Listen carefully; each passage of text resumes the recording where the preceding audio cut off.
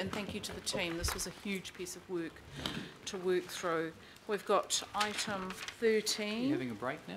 Yep, we're going to deal with item 13, then we're going to have a break. This is pretty straightforward again. I'll move. There's been, you're happy to move that and seconded. Should we just take questions, I think?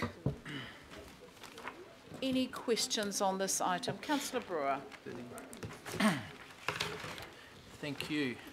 I was just wanting to explore the right to choose here of local board members that might get elected to more than one seat or one ward, and that they then choose which one that they sit on.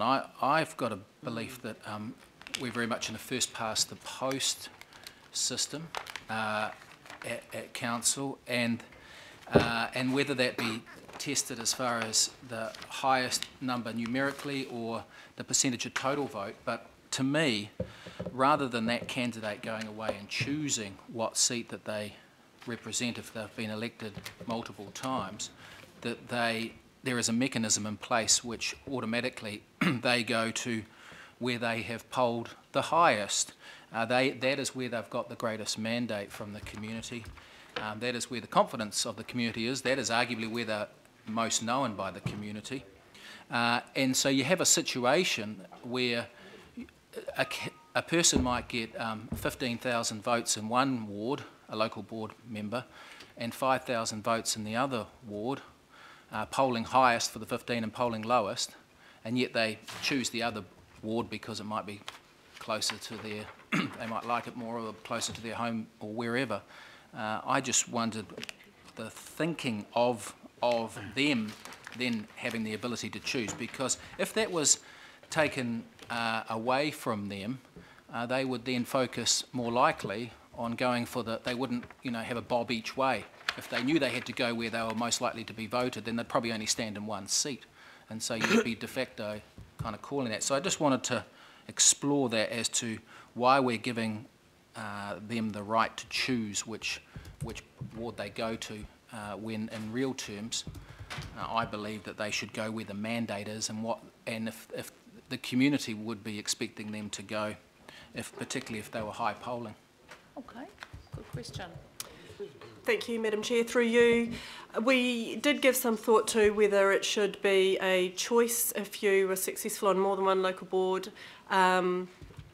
or whether there should be some legislation that defined where you would have to go. Where we'd got to on that thinking, which was not extensive to be honest, was there's just so many different factors to take into account of when you're deciding legislatively how to say who would go where. Much easier if you've stood for the local board and the governing body. It's easy to say in the legislation, one or the other out of those two, but between local boards, deciding how you would state which one it should be, with all the different factors like how many other candidates there've been, which you wouldn't know, how large your portion of the vote was compared to the other board. It just seemed a little bit too difficult to prescribe before the events that could be different in every case. So I guess we've tried to keep as high level as possible on the choice factor to say we need to give a lot more thought to the process and time frame where members would have to make their choice, and that could include some guidance into legislation about how to help them with the choice. Yeah. Secondly, Madam Chair, I just wondered whether this is a real issue. I would have liked to have seen, say, a limit of 2 local boards, and I don't accept the assertion here that if you're serving on more than one local board, you have a conflict of interest. It's not like you're serving on the B and Z and the Westpac boards. They're not directly competing against each other, and so I think any conflicts of interest would be able to be managed. And I hear what you're saying with heavy workloads and that, but for some people, I suspect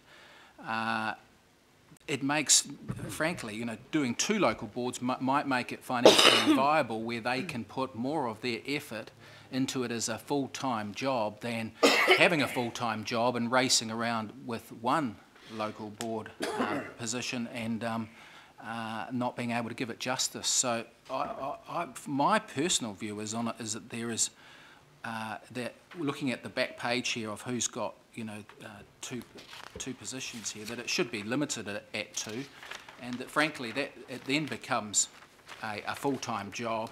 There's no inherent conflicts of interest, and I can't really see that there's a growing cry from the public or from other elected members that it should be outlawed. So I just wonder if we're trying to fix a problem that has kind of settled down and doesn't really exist. I suppose my question, Madam Chair, is around local board feedback. There's just a little bit of ambiguity as to local board feedback and what response you've had from local boards on your submission here. Thank you. Through the Chair again. So we had asked local boards if they wished to provide some input to this submission. Due to the tight timeframe set by central government, that had mostly had to be informal.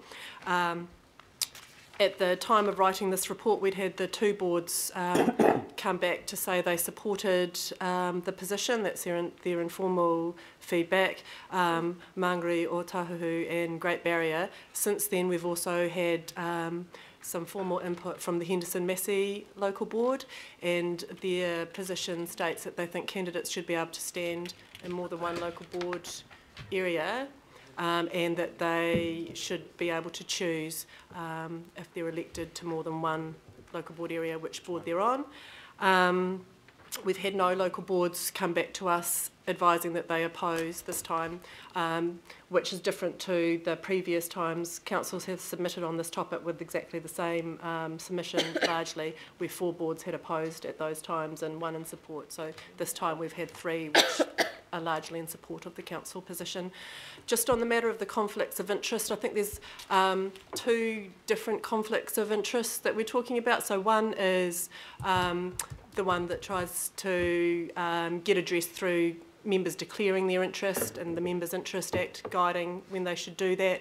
This is a slightly different situation that the bill is trying to fix around how a local board member can effectively represent the interests of 2 different board areas where the boards might have competing or contradictory interests. So it's not quite the conflict of interest that we're used to hearing about. The other matter is just around trying to gain full representation. So the legislation envisages that Auckland Council will have 149 local board members representing the Auckland communities, and with the ability for members to stand on more than one board, the total number of local board members able to devote their time to the boards is lower than that 149. So the bill's trying to address full representation of 149 members and just trying to deal with that conflict that can arise if the 2 or more board areas they're representing have got different interests. Thank you. Councillor, yeah, so I've got Councillor Walker next. Yeah, I just want to raise a related issue, and it goes to representation, but it also goes to voting, and that's the circumstance where if somebody stands for multiple positions and then they get one of them, effectively the votes that are cast in the other areas that they abdicate are lost, and that can have quite a disruptive impact on the voting scenario, and does happen now. Not just in respect of someone standing for local boards, but also the circumstance where someone's standing for local board and ward or mayor or whatever. And really, we need to address that issue, and the government needs to address that issue by looking at changing the voting system, because it's not a good one. I don't know whether we're picking up on that through this submission process or not. So through the Chair, the bill isn't looking at the issue of whether you can stand in more than one local board area or whether you can stand for a local board area and a governing body seat. The Electoral Act does require you to state in your campaign materials if you are standing in more than one area, or for governing body or mayor, as well as local board or district health board as well. So the central government position on that matter at the moment is that the voters are informed and then make their choice as to who they might vote for. But I think that was, I agree, it is a hard one. It was canvassed in the workshop and we went round and round the houses before it came to this point. Councillor Cooper. Thank you. Two things. One is, as Hearings Committee Chair, our job on the Hearings Committee is to appoint commissioners and sometimes local board members to hearings. There are not many people with the approved accreditation, and there doesn't need to be. However, we find that when we have people that have got the accreditation are on more than one board, it gets even harder to appoint people, and some of these things are really important issues that we need them working on, like SHA hearings and such like. So that would make that easier if we're not got, you know, an area where we've got, oh, that person's on that committee, that committee. Now, another anecdotal evidence, a couple of years ago in the first term, I was doing some work for council and I said to one of the staff, oh, how's one of these people who has multiple boards going? Oh, great, great, she said. Then I asked another person, they said, great, because their inbox is so full, they don't do anything, it just is disabled. So they didn't have to do anything, basically, because nothing ever came in anymore. So I think there's sort of a balance here. And I actually think that when you stand for local boards, your heart needs to be with that local board. And historically, I understand why people stood for more, because on the amalgamation there was there's some weird things going on, and people still had their hearts in certain places. But I think as time goes on, there'll be no need for people to stand in more than one board, unless it's a money issue. But they need to sort that out themselves, not rely on, you know, on that. So I support this. I think the general public didn't take it well when they started to see people having multiple boards. So I think it's a sensible evolution, and I hope that we have government bills to change other parts of the amalgamation legislation too that are sensible. This could be a good start, and if we support it, I think then we might get more traction when we're saying, yeah, let's do some more, because there's probably some other anomalies and unintended consequences as well in that legislation, Madam Chair. Thank you. Thank you. I've got Councillor Casey and Councillor Anai and Councillor Watson. It's been a wee while since I applied my mind to the submission. Can you just answer yes or no to the following? Can I stand as Mayor and Albert Eden Roscoe Councillor? Yes. Can I stand as Mayor, Albert Eden Roscoe Councillor and Albert Eden Local Board Member? And Mayor. Yes. Yeah. Yep. Can I stand as Mayor, Albert Eden Roscoe Councillor and Oraki Councillor? Yes. Can I stand? Oh, no. Wards. No, Sorry. no. No. I need to ring up the National Party if that's going to happen. Coming out west either. No, that is a bridge too far. Do we make that a special call? Billboard's Iraqi. have to do some work. Iraqi, that's Back to you, ward, Councillor one Casey. Right. So I can stand at the different levels, but at the one level, at the governing body level, I can only stand for one ward. Is that right? Yeah, Right? yep. Yes. That's right. That should be the same. That's right. Just checking, because I'd forgotten. You can stand, I think you can stand for more than one ward. Well, that's what I'm anxious to see what we've Sorry, got in our submission. our legal advisors say it's not expressly addressed. Correct. Should we be expressly addressing it? Yes. And for more than one ward. With what proposition you've raised, yes.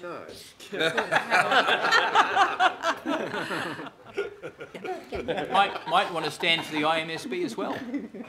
So the point is this our Councillor Casey raises a really important question that we haven't, I don't think we've kind of canvassed. So is this the time, if we were wanting to raise that issue, we'd have to raise it here, or is this expressly about local board?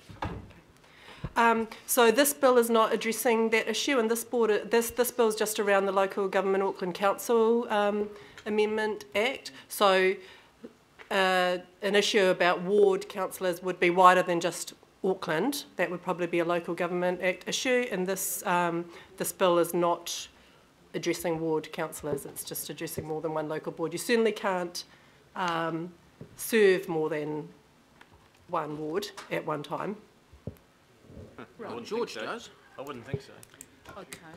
Through the chair, may I add one further comment? The Department of Internal Affairs is considering an omnibus bill on local government minor matters coming up in the next 18 months to 24 months. So there will be other opportunities to raise any other issues that do come up through this process, separate to the matters raised within the scope of this members' bill. Okay. So the point Councillor Casey raises wisely is councillors, different local board we can comment on, and here councillors would be a New Zealand-wide local government change needed, or clarification needed. You would need to consider it nationwide as to why would it be different for Auckland. Okay. Okay. No, that's good. Can I just clarify if we have a ceiling on the number of local boards that you can stand for? No. So I could effectively stand for Mayor, Councillor for Albert Eden Roskill and all 21 local boards? Under the present legislation, yes. And then choose which one I want to stand, it'd be like Great Barrier or something. Unless you got your governing body seat in which the choice would be made for you. Raki. Shouldn't we make a statement about a limit? Yeah. Or else, you know, somebody will stand for all 21 and make a nonsense of our electoral system. Yeah. The submission is... Oh, okay. Yeah. Yeah. What do I do? Because the worry is if someone stands and there's only, say, 5 members of that local board and you only, sorry, tired brain, and 5 people get elected and you then choose you don't want to be on that local board, then there needs to be, you know, someone else comes in or there's a by-election, and, you know, that's, I think, can we just consider Councillor Casey's point, which I think is a good one, about limiting the number? I'll take some other speakers while you think of how we might deal with that. I've got Councillor Anai, Councillor Watson, Councillor Philippaina. Thank you, Madam Chair. Just on that particular one, I think this legislation will have to be looked at, because if that happens, do we go through a by-election process or the highest voter gets the next seat? You know, that's what, because that's not legislated at this point in time, in my understanding. Highest voter gets it. And the second thing is, I'd like to raise it right now also to, as part of this discussion, the case where a town centre manager becomes a local board member. And that's totally unfair, especially if you've got 2 or 3 town centres within a board, and one becomes a local board member. You've got some problems in that area. So I think we've got to look at that seriously and see what happens, whether they have to make a choice of retaining being town centre manager or a local board member. So is that elected, that's more the rules around sort of who can stand and conflict of interest? Does someone want to comment on that? So the conflicts created from if you're standing on a local board, you're successful, and you also have a job as a town centre manager, is the type of conflict that we were talking about earlier with Councillor Brewer's question, where there might be some interests that the member has in their town centre manager role that they'd be asked to vote on and would affect in their local board member role. It's the type of interest that they would need to be thinking about carefully and declaring. It could happen a lot in the decisions that the board makes, or it could happen a little. We haven't looked at that for this bill, so it's hard to advise on how big an issue it is. It hasn't been in our previous council positions, and we have not canvassed the local board views